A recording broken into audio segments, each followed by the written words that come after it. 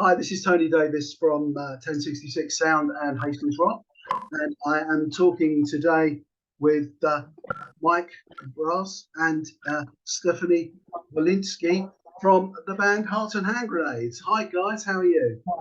We're good. How are you doing? Yeah, good, thank you. So, truly international, this, of course, because you're across the pond in the States. Yes, we are. Yeah. Indeed. Am I right that you're from Buffalo, New York? Yes. Oh, Yeah. good. So the geography lesson's good to start with anyway. It's really kind of you to have this chat today. I've just sort of wanted to speak to you before you came over so we could get something out there for people to see a bit about you and to hear a bit about you before you actually came over to the UK. UK tour kicks off sometime in March, I believe. Is that right? Yep. Yeah, March 3rd is our first date, and I believe that's in Edinburgh. So we'll be up in Scotland there the first night. And then working down the country, presumably. Yes. Yes. Yep. Excellent. London. I think yeah, London. There might be a date after London in Cannock, maybe.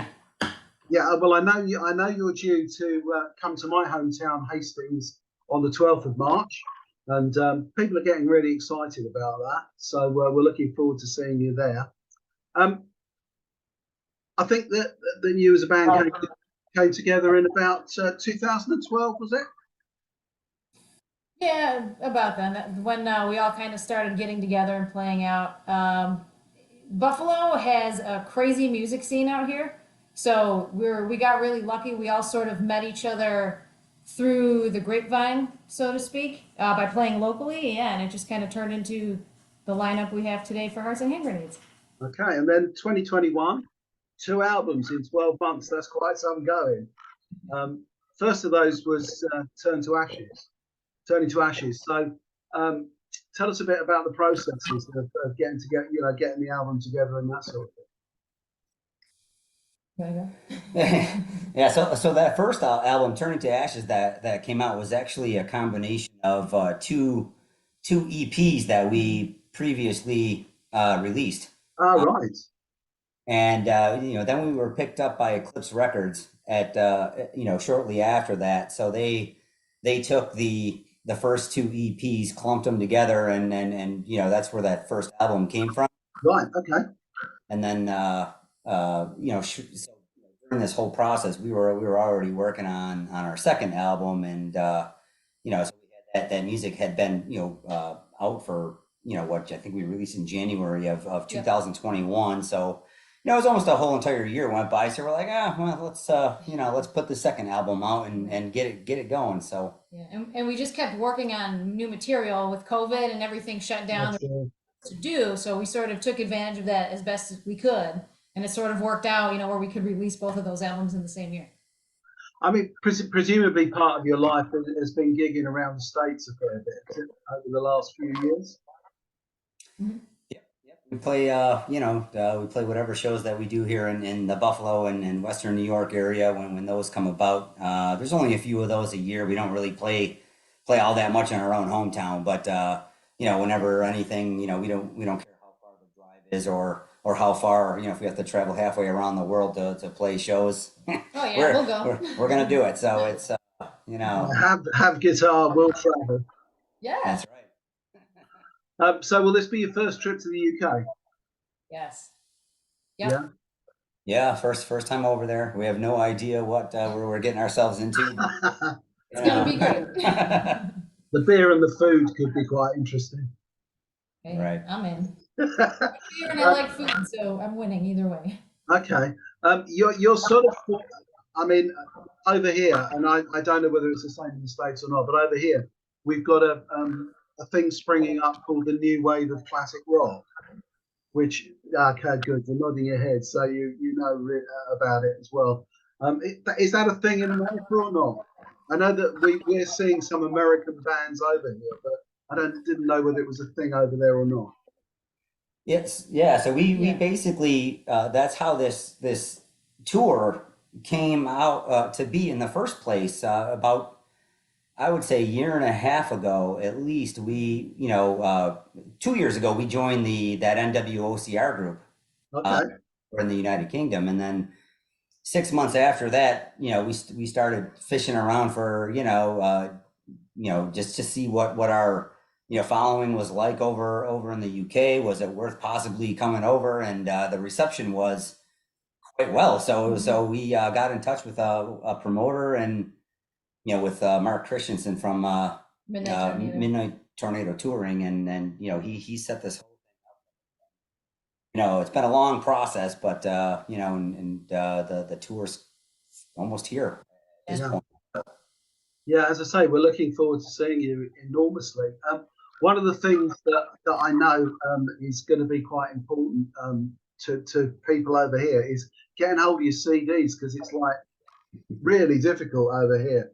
And I know you're selling them off your website, but you know that's tricky with postage costs and import duties and everything else. So you know, bring masses.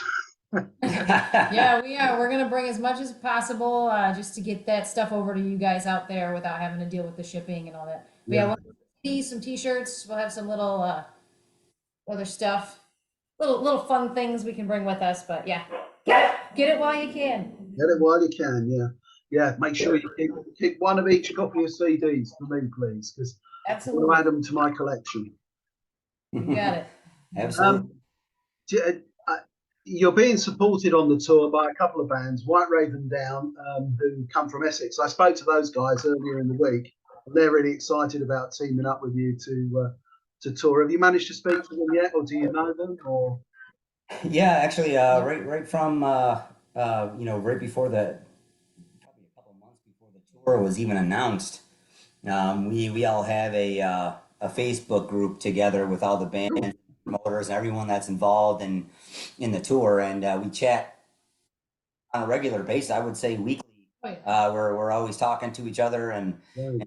Stu from White Ribbon Down, and Adam from Adam and the Hellcats have been talking to those guys a little bit more closely than the rest of their bands. But they've been phenomenal to us, just helping us out with how things work and what we need to do, and all this kind of stuff. So that everybody's been just fantastic. So we're looking extremely forward Cool. to Well, playing with these guys. what would you say that your main influences are musically? I think they're all different, So if you asked each member of the band that question, you would not get the same answer, which is great. And I think that's what makes our sound what it is. For me, I really love Muse. They're my favorite band.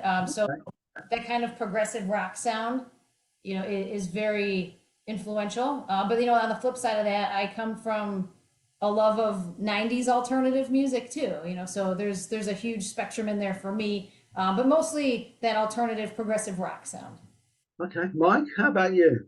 Yeah, me, I'm a little bit on the heavier metal side. With I'm a little bit of an older guy, so I was around during the 1980s with the Sunset Strip in California, with a Motley Crue started coming up, and Yeah, Death and all those bands, and so I was really heavy into that sort of stuff at a younger age, and then more recently it's bands like Avatar and Syndrome, and bands like that where there's just very heavy, screaming and being able to also sing cleanly at this Yes. with it. yeah, I'm not really into the total Cookie Monster singing the entire time. I don't really like that, but yeah, we have a even punk music, and that sort of translates a lot to our music, where you see like some one song might sound punkish, and then the next song is very heavy, and then the next song is all got an alternative feel, and the next one so it's very very wide range of different feels and types of music. yeah. I mean, that was why I asked the question, really, because listening to both of your albums, there's a sort of a wide landscape of music in there of different styles, and mixing and melding different styles within songs as well. Obviously, something that you all enjoy is bringing your different backgrounds or musical backgrounds to those songs. Yep, Definitely. absolutely. Yep. So, who's the main songwriters in the band? I'd say the two of us. Our process is usually Mike comes up with a guitar riff and brings it to the table, and then I shouldn't say always, but I most of the time go, oh, it's okay, but there's always a but, even though it's great. We work through that process till we get the main like guitar part down. Then from there, we usually throw in the bass. I'll start working on lyrics. Then we bring the other guys in and we get the drums and the lead parts down, and it sort of just comes together from there. Okay. So when you're on the tour this time round, will there be some new material in there apart from the album stuff as well? Yeah, we have some surprises on this tour. Oh, good. Are very, very deep into our third album right now. Working on it. Yeah. So we will probably be unleashing some of those on this March tour. Just a couple songs. We're not going to play too many of them yet because they're not released and whatnot. But you guys are going to be the first to actually be able to hear them and in a live setting, and it should be fun. We're looking. Always love to be a guinea pig. Yeah. You guys get the sneak peek. So after the tour, and obviously it sounds as though you're going to be working on the third album. So what are the plans for the rest of the year? Pretty much working on the third album, and then we will be back out touring again in the summer at that point. So I think we're going to just try to get as much done as we can and be as productive as possible after this UK trip, just to see where we're going to sort of end up for what a release date might look like for that third album. But we have an idea of how we want all this to go, and I don't know if I'm supposed to give away details on these things yet, but we're probably looking at maybe the summer, maybe the end of the year, somewhere around there for that third album to come out. Okay. Did I see as well that you're back in the summer for a festival in the UK? Yeah, we're actually going to be back for another full tour. Oh, really? At the end of August, probably middle to the end of August, I believe, will be the date. The whole thing's not put together yet, but I think only 3 dates are actually booked at this point. But we are doing the Hard Rock Hell in Sheffield. So August 27th, I think, is that day. So we will be back after this tour for another go. So we'll see. Excellent. I hope Hard Rock Hell are pretty good at putting these sort of fests together. So they bring a lot of good bands in. So I'm sure you'll enjoy yourself at that. Awesome. Mm-hmm. Okay, so it's you probably don't know anything about most of the places you're going to. So, not really. We know nothing about them. So I'll tell you a bit about Hastings, which is probably the smallest venue that you'll come to. It's on the south coast. It's on the seaside, and it's between the towns of Dover and Brighton. So it's about 40 miles from each of those. And you'll be playing in probably the town's leading rock venue. It's a pub called the Carlisle, and it's a Sunday gig. So we will come and worship at the Church of Hearts and Hand Grenades on a Sunday in Hastings. That's right. It'll be good fun. That's right. Hopefully, when you're down, I'll get the chance to have another chat with you, and we'll talk a bit more about what's coming on. Thanks very much for this sort of introductory chat, because I think it was important that we show the people of Hastings something about you before you come. So I'm pleased that you agreed to do it. So thanks a lot, guys, and hopefully I'll see you on the 12th of March in Hastings. Absolutely. Thank you so much. So much. You're welcome.